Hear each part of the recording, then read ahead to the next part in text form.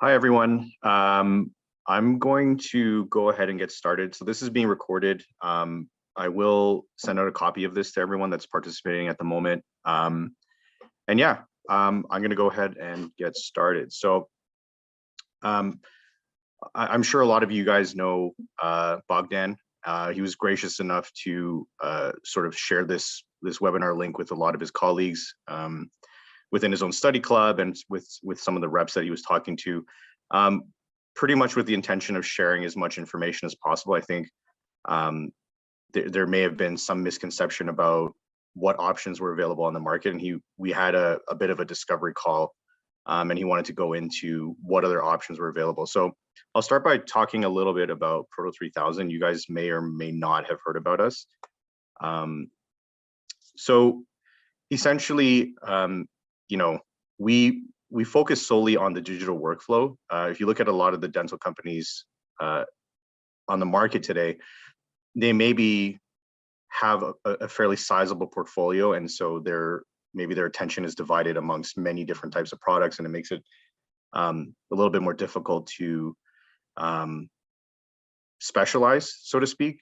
When it comes to us, our primary focus is the digital workflow, and it doesn't span solely across dental.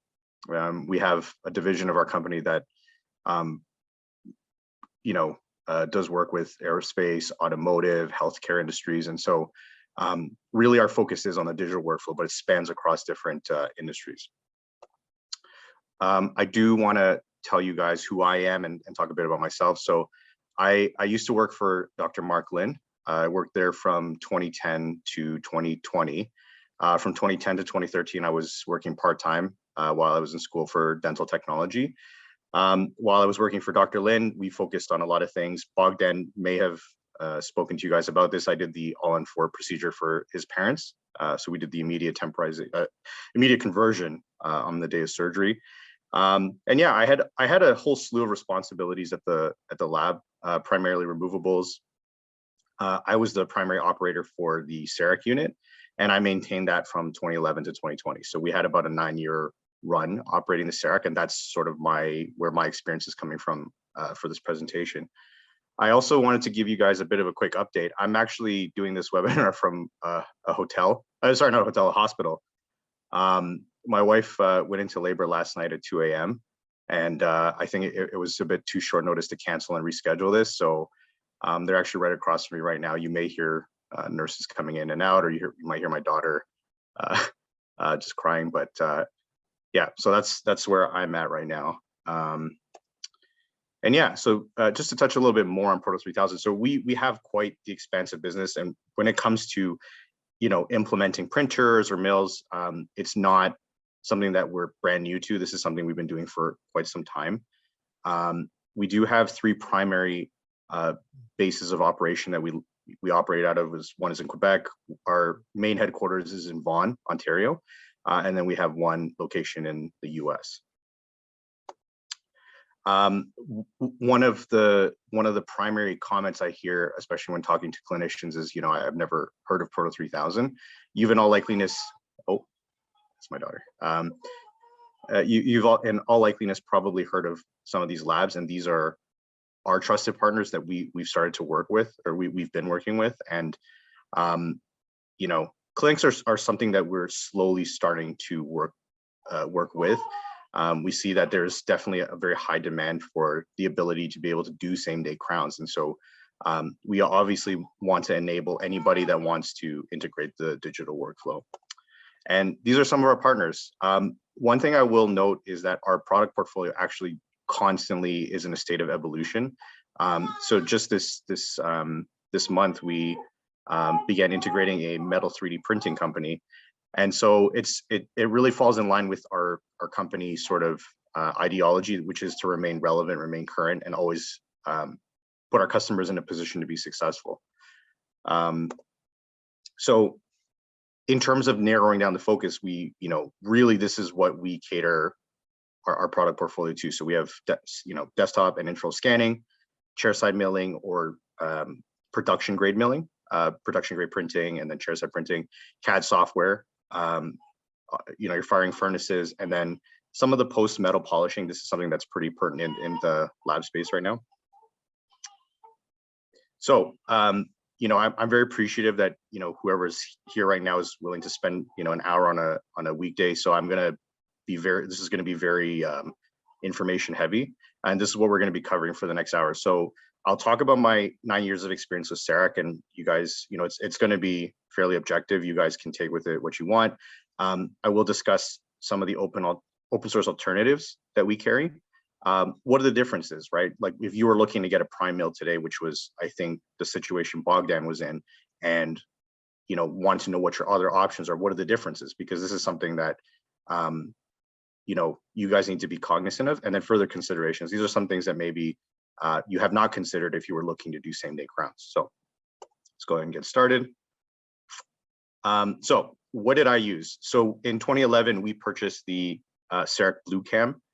And then at some point during that entire 9 years, we upgraded to the OmniCam. Definitely easier to use. This was a pretty massive upgrade for us, you know, not having to use the optical spray, having an internal fan in the acquisition unit. This was massively, you know, I'm not gonna sit here and say it was terrible. It was great, the updates. And like any system, it had its pros and cons, but these are the two units I primarily worked with. I think at one point we did attempt to get the Prime scan, but I never personally operated that. So yeah. What did we fabricate? So we basically only did Emacs with this. So in terms of application, it was quite limited. We never really expanded to, you know, we had the larger blocks, and we had the blocks with the screw axis channel. So every now and then we would sort of branch out to that. But I don't think we maybe necessarily got the full scope of application from the MCXL. What we really did was primarily posteriors, and not necessarily high-end aesthetic cases. So I think also as at the time, so the more common theme as time passed was that zirconia was probably better indicated for the posterior. But at the time, you know, when we were doing it, it was mostly Emacs and the for premolars and molars. So what did the workflow look like on a day-to-day schedule? So Dr. Lin met every morning at 7:30. Your morning schedule is reviewed in Tracker, so we would see which patients were doing same-day crowns. And Dr. Lin, if anybody knows him, he's an absolute workhorse. So he would double book patients. He wouldn't just, you know, walk out and go do something else. He would book a second patient in the side column and sort of overlap them. So once the patient was seated, prepped, scanned, he would leave the operatory basically. So once I had my CAD file, I could begin doing my work, and he didn't necessarily need to be there for that. So I would stay in the operatory, and I would definitely have the acquisition unit facing the patient. It adds to the overall experience. It's something I'll touch on a little bit later, but yeah, I did the CAD design in front of the patient. I would, you know, not that I necessarily needed their approval or something like that, because they wouldn't know what needs to go into a crown. Dr. Lin would ultimately give me, you know, the go ahead with the design, and then we would send it off to the mill. But it was always good to show the patient and kind of just talk them through what we were doing. And then, yeah, it was, I think we booked roughly 2 hours. When we started, it was probably a little bit more. But as you begin to figure out the workflow, you can start to decrease that turnaround time. So this is my own personal, you know, devoid of any sort of, you know, bias here. This is my own personal experience on the pros and cons. So the fast turnaround time. You know, when I was in school, I learned about how to fabricate crowns, and just the thought of doing it in 2 hours was pretty crazy. So I was obviously immediately impressed by something like that. And as I touched on earlier, technological advancements that were made had a profound impact on the overall patient experience. Anybody who had an alginate done before, I think if they had the optical spray, they weren't the biggest fan of that. But once they circumvented that and went to just straight scanning, this made a really great experience for the patient. The CAD design was very, very easy for me to operate. That being said, I'm also significantly younger than Dr. Lin, so for me, operating computers wasn't a particularly difficult thing to pick up. And then the workflow was easy enough that I could teach somebody else. So that was massively beneficial for me, because as you start to learn new things and start to grow the lab, at least in terms of an in-house lab, you need something that's transferable. If it's too difficult to transfer to other staff, then you can never grow within that role. In terms of cons, speaking with a lot of dentists, I realized that if they're starting a practice on their own, they very soon come to realize that same-day crowns are a necessity to remain competitive. And in that way, Cerec can be quite cost prohibitive. Limited application. I think most people who have an aptitude towards the digital workflow will start to realize after maybe like the third or fourth year, like, wow, I'm only doing crowns, but I'm also now sending a bunch of work out to the lab still. So I'm paying off the cost of the capital equipment, but I'm also sending out lab work. So it's not necessarily, you know, I would say it's a little bit more situational. Then we had Cerec Club. So we were being charged, from my recollection, about $400 a month. This was something that my office manager came to me directly as I was operating the unit and said, you know, what is this? What are we paying this for? And to be honest with you, I have no idea. I, to this day, didn't feel like we got more support or anything like that. So I don't know. For me, from me as the operator, I personally didn't feel the effects of this, and I still don't know what it was for. This is something that you perhaps can talk with a Cerec rep about and see what that's for. Lacking support. So we did encounter some issues very early on. I think Dr. Lin was definitely fairly ambitious. We did try to do a full arch case. It didn't go well from what I remember. Again, this is dating back over 10 years ago. We've had crowns crack, implant crowns in particular. So we've had a whole slew of issues with this, and this is not really something you can go to Cerec and say like, hey, like what went wrong here? They're more, I guess, like if something was, if there was an issue with the equipment, that was more their expertise. Burr breakage was a pretty frequent issue for us. Now that I know a little bit more about milling, there's nothing you can really do to modify the milling strategy, because this is what you get for the mill and the CAM software.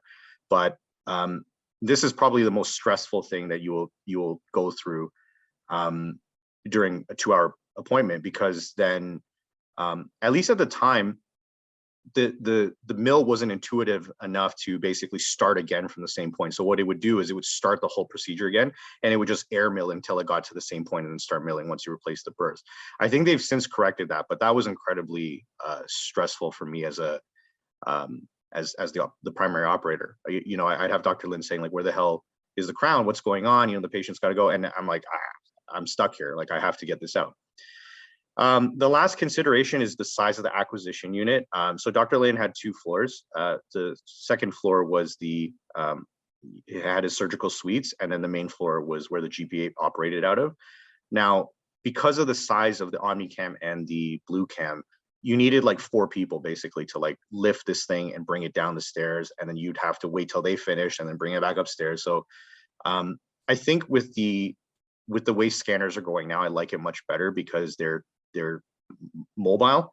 A lot of clinicians that I talk to have practices at different locations, let alone different floors. They're multiple, you know, they're associating at different locations, and they need to be able to bring the scanner with them. That is absolutely not going to happen with a Cerec acquisition unit. So that's my overall experience of the pros and the cons of Cerec.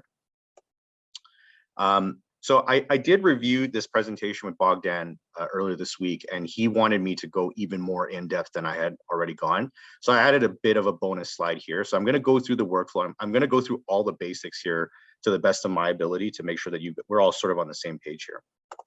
So this is the general workflow that a lab or a clinical sees. So scanning is data acquisition, essentially. So this is the equivalent of an impression, and you're getting some form of reference data that you can begin to do your work on. And it's always generally going to produce an STL file. Now, an STL file is the most commonly accepted CAD file. There are different types, and usually the different types are going to be color files. So there's OBJ, there's PLY, these are color. You would only really use color, I would say, probably for crown and bridge cases. An STL is a monolithic color. So it'll usually be like gray or something like that.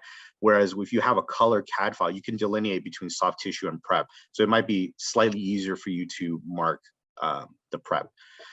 Once you do that, you need to be able to do CAD design. So this is equivalent of a technician sitting down and designing something on top of a stone cast. Your CAD design is basically you designing a virtual STL file over top your digital model. Now, what people may not know about this portion of the workflow is you don't necessarily have to take this on yourself. And I'll talk about considerations at the end of the presentation, but I'll sort of quickly describe it here. Dr. Lin did have enough bandwidth to be able to do this type of work because he usually had 2 assistants in the op with him. He had a floater, and then he had at any given time, maybe 4 to 5 technicians hired at the in-house lab. So he had the bandwidth to be able to do CAD design in-house, and that's what we did. I designed custom abutments, I designed gold crowns, I designed lots of stuff with the CAD software. So this is something that you should definitely consider. If you cannot, that doesn't mean like, oh, I can no longer do same-day crowns. You can always absolutely outsource these type of things. Now, printing or milling, this is the CAM portion of the workflow. They both have benefits and sort of disadvantages, and they're both catered towards certain things. So I would say for printing, surgical guides, diagnostic records, night guards, this is very much the predominant usage, I would say. And also other things like clear liners. Obviously, it's not as pertinent here because you guys are all clinicians, and the primary benefit is that it's not as wasteful.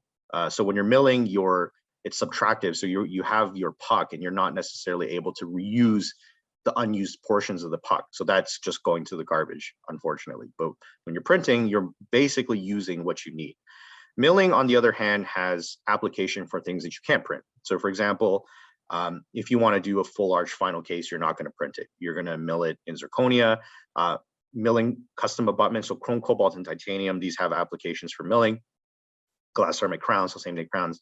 And typically the materials are different. And then you'll also get, this is slightly more for the technician or the person who's operating. This is slightly higher surface quality finish. Where this benefits you is time savings, right? So for printing, you're going to have to remove a ton of supports. Milling is going to be like 1 or 2 small pieces that you have to shave off. It's very easy to finish. And then delivery. So, I've definitely talked to some professors at UFT, and they talk about training their clinicians to be more anal retentive and more like, paying such close attention to detail. And so the idea of having more control is something that I think is partly why the same-day crowns have taken off, is because you are directly affected by the quality of the work that is being sent to you. And so sometimes that could be positive, that could be negative, but ultimately you want to have control over what you're delivering and whatnot. Reduce turnaround time, that's obvious, and then increase profitability. So if you have the bandwidth for it, if you have the skill set for it, just basic math here. For example, a night guard on average is about, I think the lab fee for is about $150, and this varies based off lab and whatnot. The cost of printing it is about, $7 in materials. A glass ceramic crown, if you're doing it same day, I'd imagine it's like $300 or $400. The block is anywhere between $20 to $50, right? So you can see that there is definitely profitability to be had here, assuming you have adequate volumes. So let's go into some of the different kinds of mills here. So on the left-hand side, figure 1, we have a block holder, and on figure 2, we have a disc holder. So the Cerec Prime Mill and the MCXL are block holders, meaning this is where your application is going to be limited.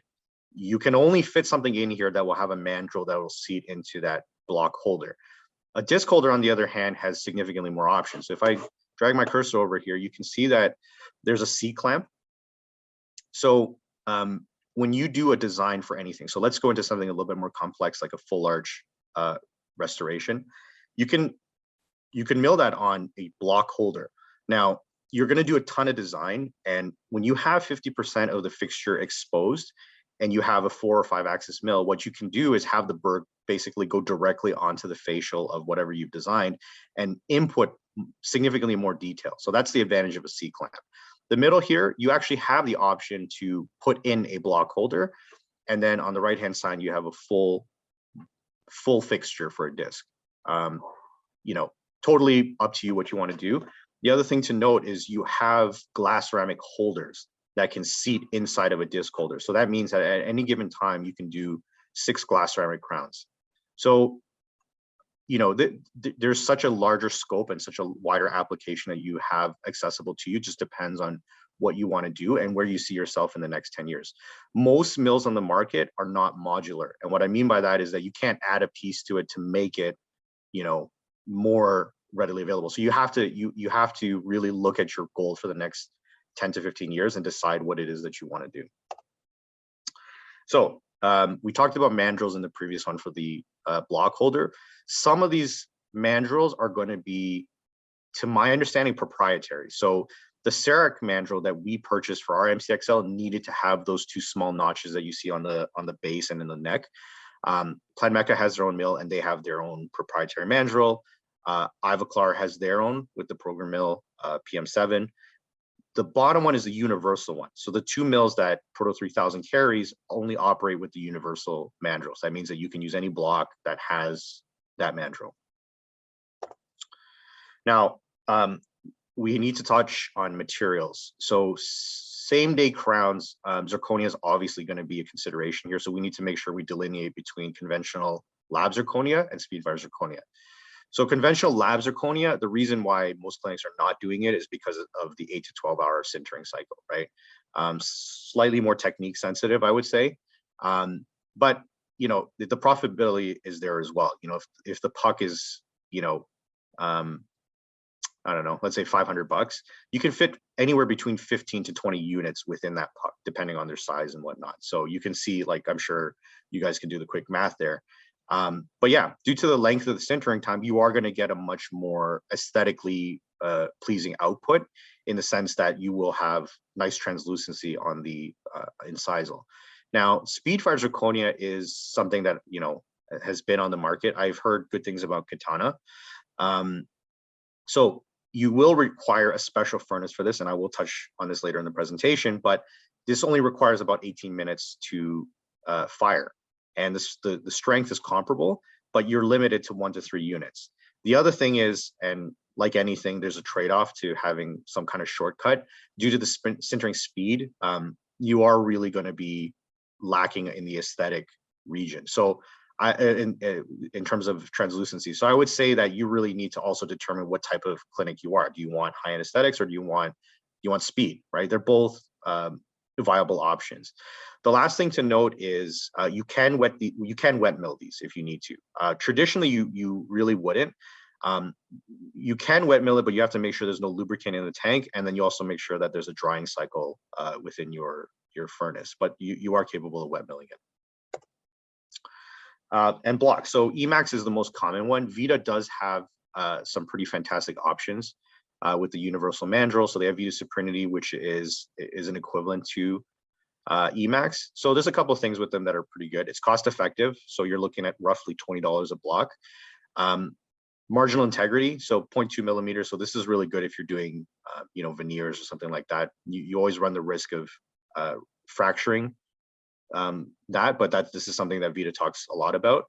And probably the most pertinent thing about their blocks is that most clinics will use a Vita shade guide.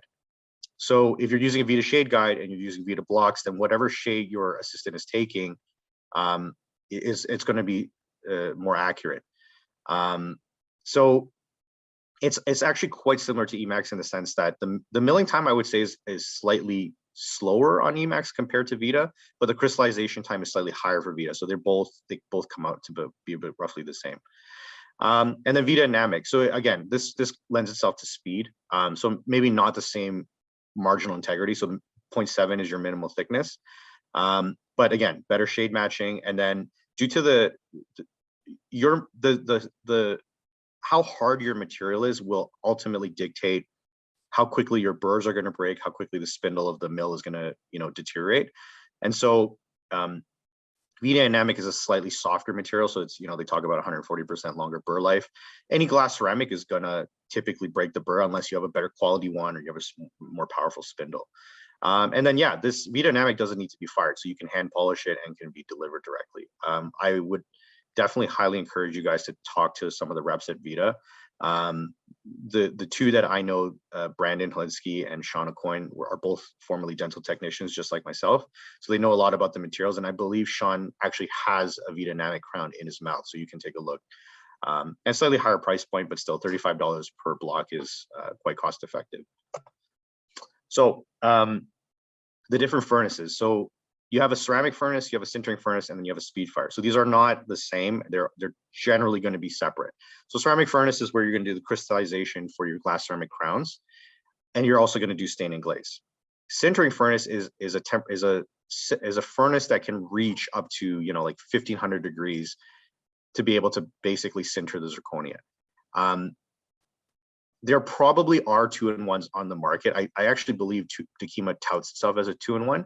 The reason most labs don't do it is because if you think about a furnace, if you're doing stain and glaze, it's every couple of minutes you need to be popping those into the furnace. If you do an 8-hour sintering cycle, you're not going to be doing anything else. So most labs will get 2 separate ones. In the case of whether you want to do speed fire zirconia, you need a special furnace for that can reach that temperature at a really fast rate. And so the imes-icore CS6 is an option for that. So what open source alternatives do you have when it comes to milling? So sorry, milling, but the entire workflow. So let's start with the CAD portion here. So I actually was going to do a demo at this point, but because of my wife going into labor, I actually didn't go to the office to get the dongle, so I won't be able to do a chairside demo. I can always connect with everyone here after the webinar, and we can do a demo one-on-one.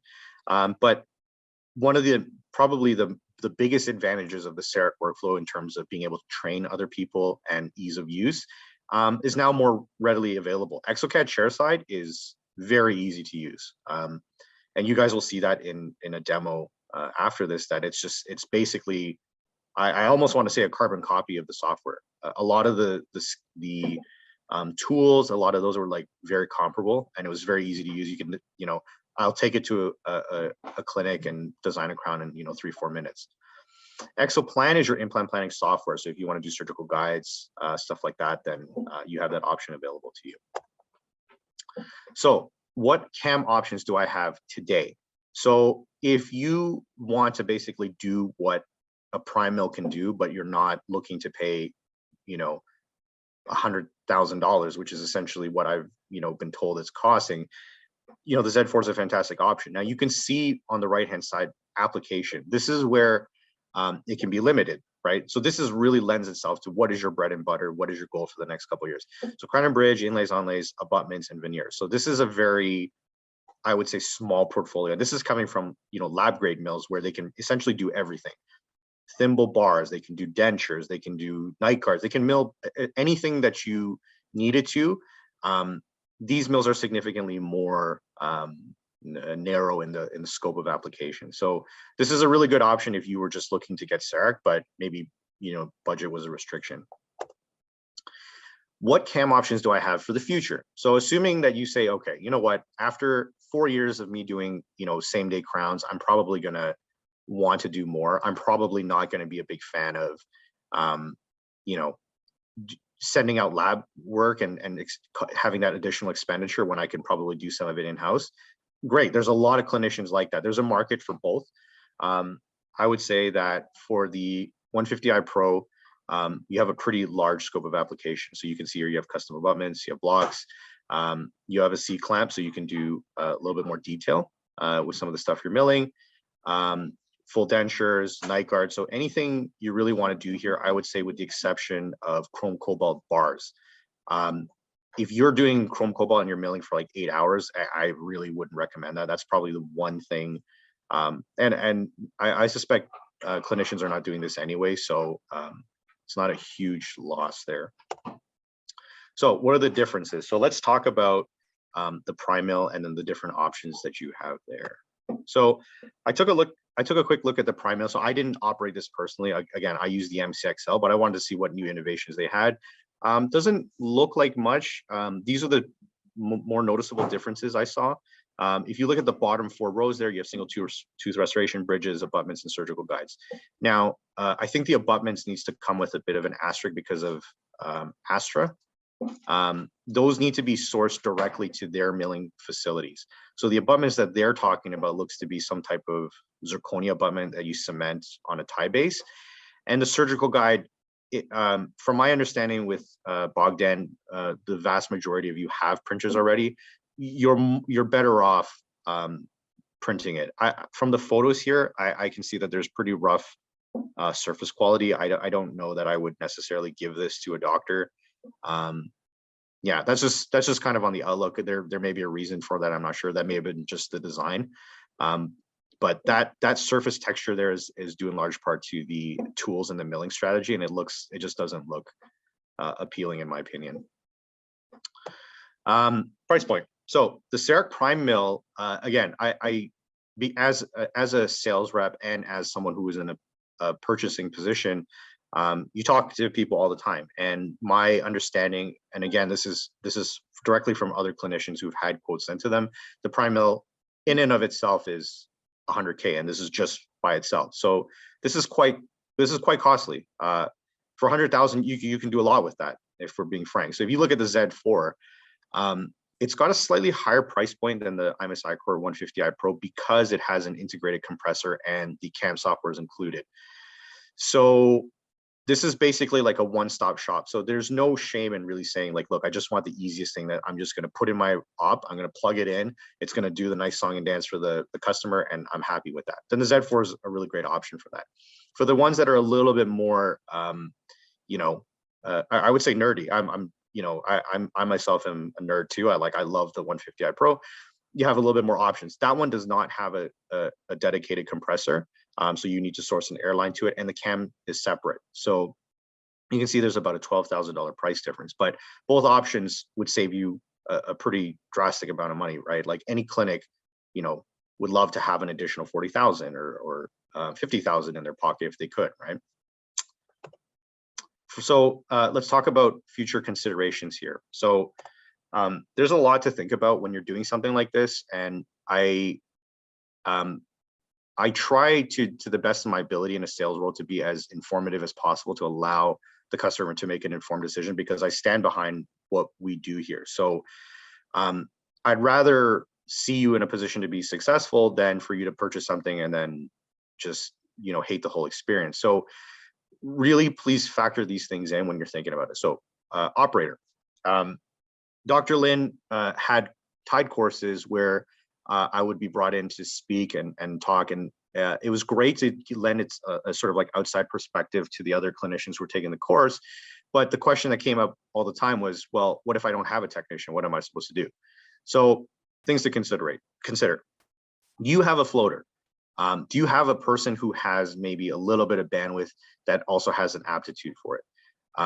Because being technologically savvy is maybe not something that is for everyone, right? Some people, we probably sold somewhere in the realm of 60 or 70 scanners last year, and I know for a fact that the product was good, but there was some clinicians who just had a very difficult time integrating the piece of technology for whatever reason, because they couldn't necessarily, and it's not that they didn't practice or something like that, it's just they had a difficulty wrapping their head around what was going on. Do you intend to hire a technician, right?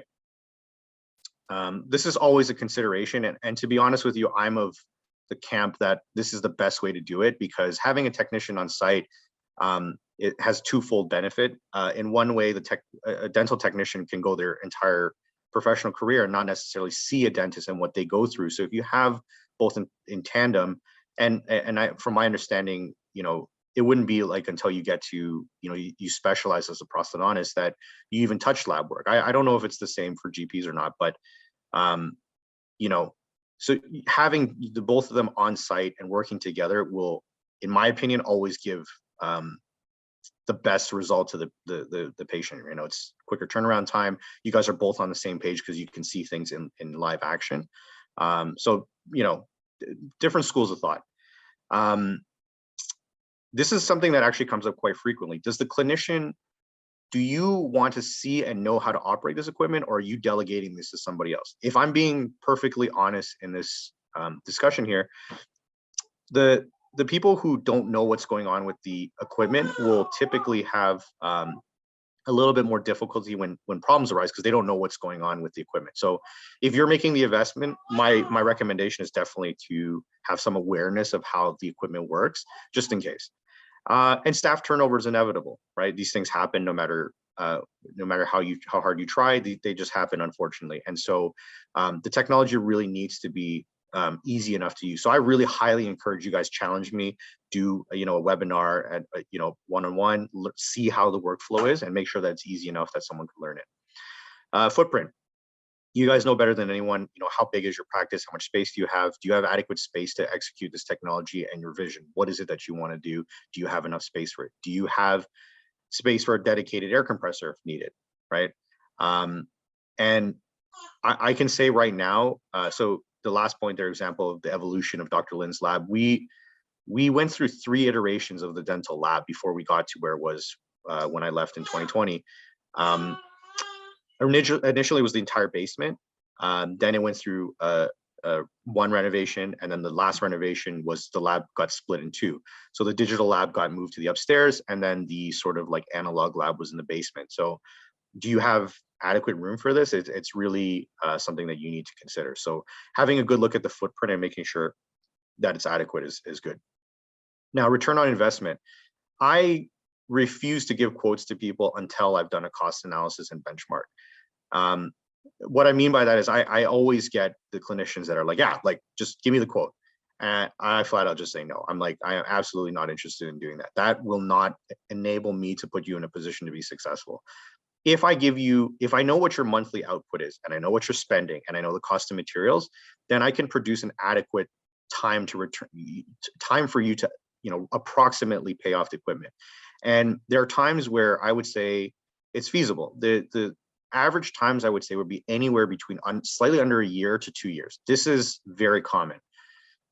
But I also come into contact with clinicians where it's like 6 years to pay off the equipment, and I don't think that's fair for someone to do. That just the volumes are just not there at that time.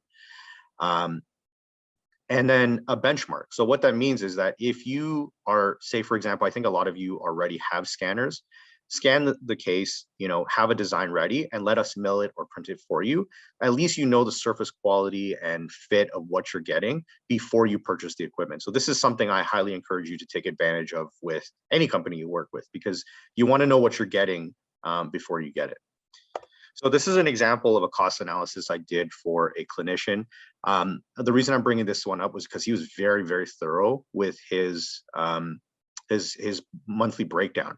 So he does a monthly report on what he's producing, and so you can see per year he's spending $113,536 per year on total lab fees. Okay, so this is a lot of money. He's doing 219 crowns per year, so that's on average of 18.3 crowns per month, and he's spending $300 a unit. So this was a very comprehensive for me, and this allowed me to do a very good breakdown for him. So we took the average puck size of zirconia, which is about 18 millimeters. Cost of materials is $166, and you're looking at $11 in materials, $11.07 per unit against the $300 lab fee. So, and actually, I do have to make the point with this. His application list was significantly larger than this, but these are the ones that I thought were reasonable. I definitely want to make it clear that I don't necessarily advocate that you just cut the lab out entirely. Some of the things that he was outsourcing, I just would not recommend he do himself, right? These are things that I think that a clinic can manage, and this is the way it's going to be in the future. Just doing some crowns in-house, doing some night guards. These are very feasible, but you still need the lab to do some of the more complex cases. So if you look at all of this, if you look at the cost of materials against the lab fees, he was leaving roughly $99,466 on the table at the end of the year. And that hurts, right? That hurts anybody, right? To know that that's happening, right? That's a tough pill to swallow. So we did the cost analysis, the cost of the materials against how much he was leaving on the table, and you can see that with the Z4, he was roughly going to pay this off with just under a year. With the imes-icore 150i Pro, and please note that he was also including a printer. He had his own scanner, he had his own CAD software. So these things will also drastically impact the cost analysis, but he was at a year. This is a really, really healthy time to pay off a piece of equipment. I would say anything beyond 2 years is probably you would need maybe the help of an associate. You know, there's some dentists that are couples. They maybe have their significant other that works at a different practice. Then you can source it together, or you have a business partner, or you have a, you know, there's always a way to make sure that this is going to work. But if it's just going to be you and the cost analysis is beyond 2 years, maybe it's just not at the right time for it. So in terms of final thoughts, yeah, I don't know everything about the digital workflow. I'm still learning every day, but I did have a very good talk with Bob, and I think for the most part, he was just struggling with the fact that a lot of sales reps maybe were not informed about these things, or maybe didn't have actual experience. And so he wanted me to have this conversation with you guys, and I hope it was beneficial, and I hope it sparked you in a way to have the ability to ask questions when you're having these sales discussions about what it is you're trying to accomplish and what options you have available to you without maybe like some other agenda involved. The other thing was Bob had mentioned doing a group buy. So we did connect with VHF to potentially see what kind of options we could have. So the base cost for VHF mill was 44,500, roughly 60,000 Canadian. So if we were able to secure 3 to 5 purchases, it would be a 10% discount. So that's about $4,500 in savings.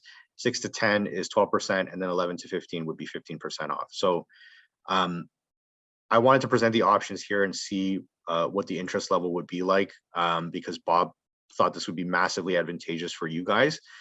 So I went to bat and tried to get this done for you in a timely fashion. We only met last week, so this was very quickly put together, but I am very appreciative for Bogdan, connecting with all of you guys and having you here. And this is what we were able to finish for you guys within that limited period of time.